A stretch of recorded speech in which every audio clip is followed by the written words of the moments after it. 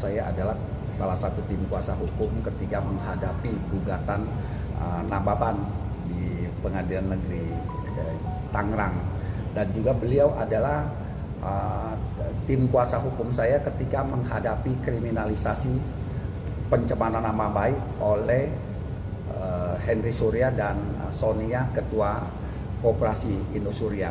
Jadi saya merasa sangat kehilangan karena beliau adalah salah satu orang walaupun kontroversi tapi sangat semangat berjuang, dan juga benar-benar seorang yang tidak lelah menyuarakan soal keadilan dan membicarakan atau mengungkap oknum-oknum aparat pengadilan atau oknum polisi, baik pun oknum jaksa maupun oknum pengadilan yang benar-benar mengoyak keadilan.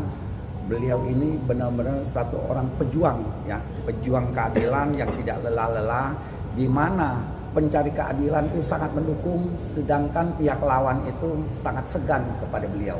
Jadi saya sangat sayangkan juga atas kepergian beliau. Kita doakan yang terbaik, semoga diterima amal ibadahnya di sisi Tuhan Yang Maha Esa. Keluarga yang ditinggalkan yaitu Ibu Pio, ya, Taba, dan juga anaknya si Ket, ya, untuk bisa menghadapi hidup dan juga merelakan. Semoga amal ibadahnya dan juga sepak terjangnya bisa diikuti oleh advokat-advokat muda, ya, bahwa dengan punya semangat dan juga punya keinginan untuk memajukan dan juga untuk memperjuangkan keadilan di Indonesia, tidak ada lagi yang main-main, ya.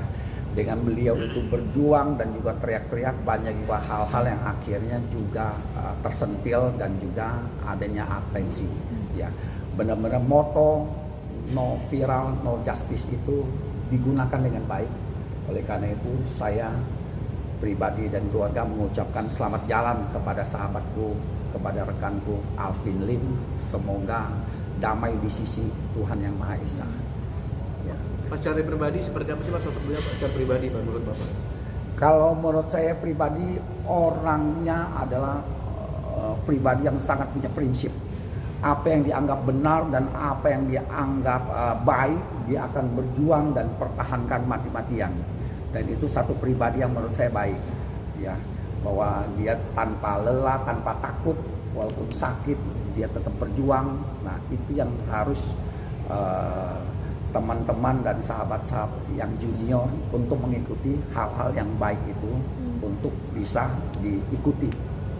Pak, sedikit pendapatnya Pak saat beliau memutuskan untuk menerima pinangan memegang kasus Agus, Pak, yang mungkin Bapak ikut mencermati, banyak hujatan, hinaan, tapi dia tetap maju terus tuh. Bapak sebagai pengacara juga seperti apa melihat itu, Pak? Nah, itulah beliau, ya. Walaupun kontroversi, dia akan maju terus karena rasa keadilannya terusik. Dia akan maju terus, pantang menyerah. Jadi tidak ada satu orang pun yang bisa menasihati dalam arti mengatur beliau, karena bagi dia baik atau bagi dia penting, dia akan maju terus, pantang menyerah. Ya, itulah pribadi yang baik untuk memperjuangkan sesuatu yang dianggap baik dan juga bisa dipertanggungjawabkan. Ya. Terakhir komunikasi kapan? Terakhir komunikasi ketika terakhir beberapa bulan yang lalu ketika menanyakan tentang kasus Indosuria, perkembangannya, ya, beberapa bulan yang lalu. Karena itu yang komunikasi terakhir. Tapi saya belum sempat lagi komunikasi karena saya mengira dia masih berobat di luar negeri. Ternyata dia ada di Indonesia. Jadi saya juga belum sempat. Tapi di grup biasa kita menyapa.